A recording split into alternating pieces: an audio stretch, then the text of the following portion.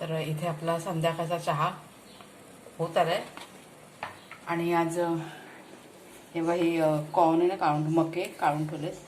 हे दुपारी काहीतरी 3:30-4च्या दरम्यान मी काढून ठेवले होते फ्रीजरमध्ये.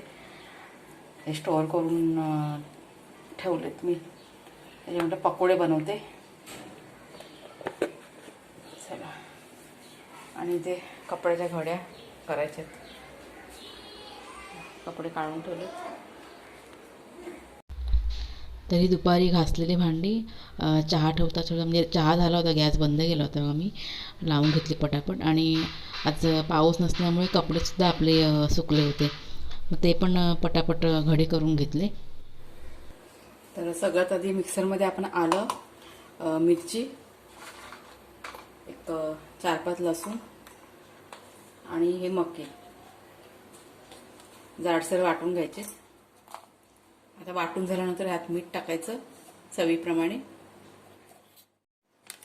आणि कॉर्नफ्लॉवर. जर का तांदळाचं पीठ असेल ना तर तांदळाचं पीठ टाका, ते पण चालतं. इथं तर माझं तांदळाचं पीठ संपलं आहे म्हणून मी कॉर्नफ्लॉवर टाकते, एक 4 चमचे बस. चांगलं मिक्स करून घेऊया. सांडलं थोडंसं लागेल अजून.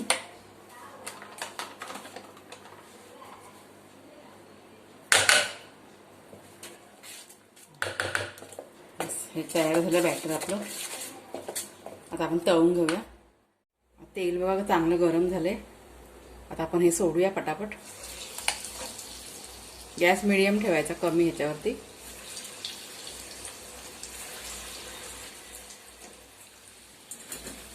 छान ब्राऊन कलरमध्ये आपल्याला तळून घ्यायचे. अशा मस्त अशा फुलले आहेत बघा. कमीच टाकलेले पण ते तळल्यानंतर ना थोडे फुलतात. हे बघा कसे फुललेत. त्यात सोडा वगैरे काहीच नाही टाकलं मी.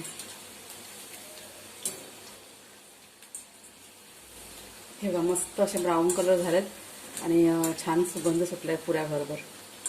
हे आता आपण काढून घेऊया. हे बघा किती छान दिसतात. असं झारा ना असं जरा हलवायचा वर खाली, मग ते एक्स्ट्रा तेल असतं ना सगळं निघून जातं. मग चाट मसाला टाकू ना? काय रे कुणाल? हा, आता ह्याच्यावरती की नाही थोडासा चाट मसाला पण टाकते मी. येऊन घेऊन जा तर.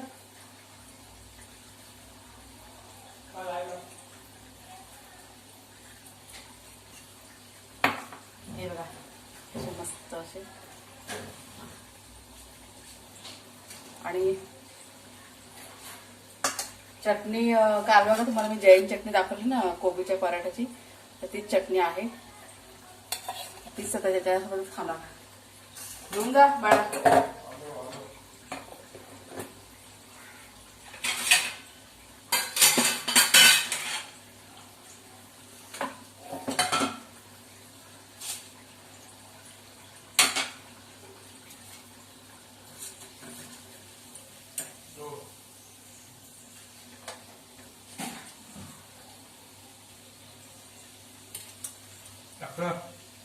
हवं टाकलं चाट मसाला. मला एक डिश घेऊन जा बरं, ते बाबाला दे.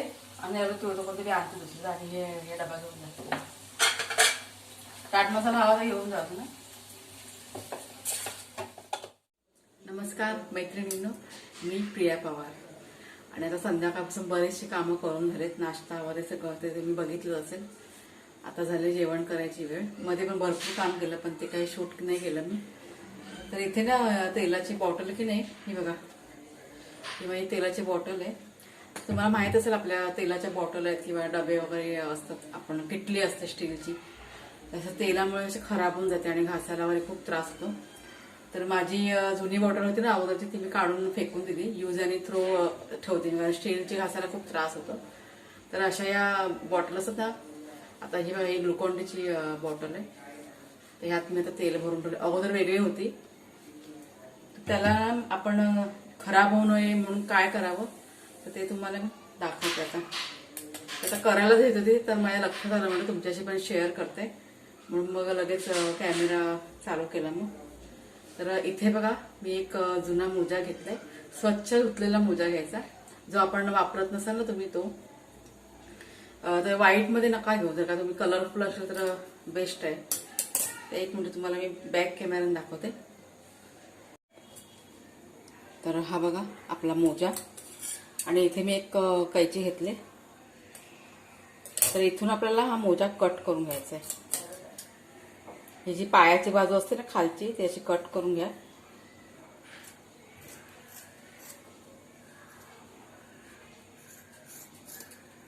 हे बघा, आणि अशा प्रकारे हा जो मोजा आहे तो या बॉटलला असा घालायचा.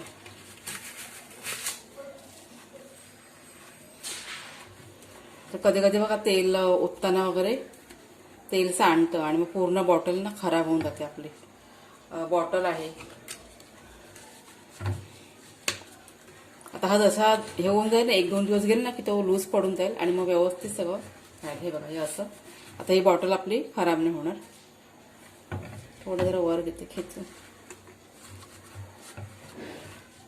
आता ही पूर्ण बॉटल मस्त आपली सेफ राहील, आणि फक्त हा वरचा भाग आहे ना तो आपण रोजच्या रोज पुसून काढू शकतो. आपण असं नेहमी आम्ही पुसतोच, पण हे बॉटल लवकर खराब नाही म्हणून ही एक टिप किंवा आयडिया तुम्ही पण करून बघा. आणि इथे रात्रीच्या जेवणाची तयारी. तर संध्याकाळी आज हेवी नाश्ता झाला होता, कॉर्न पकोडे. त्याच्यामुळे मग जेवणामध्ये आज साधं सिंपलच करणार होते मी. कुणाल आणि कुणालच्या बाबांनी पण तेच सांगितलं की एक हलकंच काहीतरी बनव. त्याच्यामुळे मग मी इथे मुगाची खिचडी आज बनवायला घेतली. तर सगळं अगोदर कटिंग करून घेतलं, कांदा टॅमॅटो जे काही लागतं ते. आणि जास्त नव्हती बनवली, थोडीफारच बनवायची होती, कारण खिचडी वगैरे म्हटलं का खायला आपल्याला आवडतच नाही खिचडी हा प्रकारच. कधीतरी ठीक आहे, पण आमच्याकडे पण आवडत नाही कोणाला खायला. तर असं कधी हेवी झालं का मग खिचडी बनवते. तर कॉर्न पकोडे एवढे छान झाले होते, खूप मस्त झाले होते, साधे आणि सिंपल. बघा तुम्ही बघितलं किती साहित्य टाकलं मी, काहीच नाही. 1-2 ते 3 वस्तूमध्ये छान असं पकोडे आपले झाले होते. त्यात जर का तांदळाचं पीठ असेल ना तर अजून पण छान लागतात.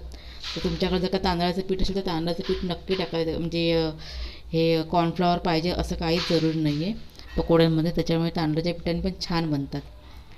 तर इथे आदल्या दिवशी बघा मी तुम्हाला दाखवलं व्हिडिओमध्ये, कालच्या व्हिडिओमध्ये दाखवले मी कांदे आणि लसूण सुकत घातले होते ना बाहेर उन्हामध्ये. कोबी पराठ्याचा बघा व्हिडिओ टाकला आहे मी. मला वाटतं काहीतरी शुक्रवारी काहीतरी टाकलं का शनिवारी, आता मला लक्षात येत नाही. मग ते सगळे कांदे आणि लसूण जे आहे ते व्यवस्थित मला ट्रॉलीमध्ये भरून ठेवायची होती. तर अगोदरचं सगळं सामान होतं ना एक्स्ट्रा, ते सगळं काढलं आणि मग हे मी भरून ठेवलं. एक्स्ट्रा सगळं काम करून झाल्यानंतर आम्ही जेवलो सर्वजण. मी काही शूट नाही केलं. आणि जेवून झाल्यावर लगेच किचन आवरायला घेते मी.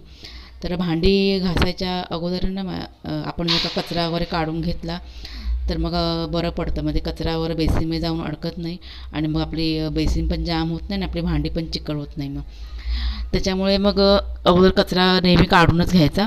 आणि भांडी घासताना अगोदर घासलेली भांडी आहेत ना ती बाहेर ठेवायची. बेसिनच्या आतमध्ये जर का तुम्ही ठेवलात तर चिकट होतात परत. थोडी थोडी घासायची, एकदम जर का घासून ठेवलं तरी पण भांडी चिकट होतात. त्याच्यामुळे थोडी थोडी भांडी घासून घ्या. ती धुवा अर्धी भांडी, आणि परत उरलेली भांडी ती अशी थोडी थोडी घासून आणि मग अशी पूर्ण करा, मग ते बरं पडतं. आणि इथे किचनमध्ये माझा किचनसाठी मी सेपरेट एक टॉवेल ठेवलेला आहे, तो जो किचनमध्येच यूज केला जातो. तर इथे गॅस, मग मी त्या किचनच्या टॉवेलने गॅस पुसून घेतला. गॅस पुसून झाल्यानंतर मग ज्या टाईल्सवरती पण बघा आपलं चिकट वगैरे सर्व उडलेलं असतं, तेलाचे डाग वगैरे असतात जेवण करताना म्हणजे उडालेले असतात. तर ते वेळच्या वेळी जर का आपण साफ केले का आपल्या किचनची टाईल्स आहे ना ती पण स्वच्छ राहते. म्हणजे एकदमच आपण कधीतरी साफ करायला गेलो मग खूप त्रास होतो. त्याच्यामुळे जेव्हा जेव्हा आपण जेवण बनवू, नाश्ता बनवू की जर किचन जेव्हा आवरतो तेव्हा लगेच टाईल्स जे आहे किंवा गॅस पण आहे तो वेळच्या वेळी पुसून घ्या. त्याच्यामुळे मग मुंग्या पण आपल्या किचनमध्ये होत नाही. नाहीतर बघा किचनमध्ये जर का आपल्या गॅसवरती सुद्धा जेवणाचे वगैरे कण वगैरे पडलेले असतील ना, मग मुंग्या वगैरे पण होतात आणि मग पूर्ण घरभर मग आपल्याला त्रास होतो. मग त्याच्यामुळे ही एक सवय लावून घ्यायलाच हवी. आणि नंतर इथे किचन पुसून झाल्यानंतर किचनचा आपला खालचा जो परिसर असतो त्यात पण बघा खाली जमिनीवरती सगळं काही ना काही खरकट किंवा काही पण जेवण बनवताना अन्नाचे कण वगैरे पडलेले असतात.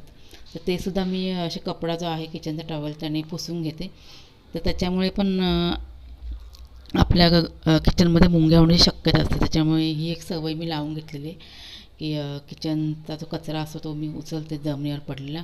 आणि नंतर बेसिन, तर बेसिन पण आपण जर का रोजच्या रोज स्वच्छ केली, म्हणजे जेव्हा जेव्हा आपण भांडी घासूया तेव्हा तेव्हा तेव्हा बेसिन आहे ना ते साबण लावून स्वच्छ करून घ्यायची. त्याच्यामुळे मग आपले बेसिन मग चांगले क्लीन आणि नीटनेटकी राहते आणि मग चिकट होत नाही मग.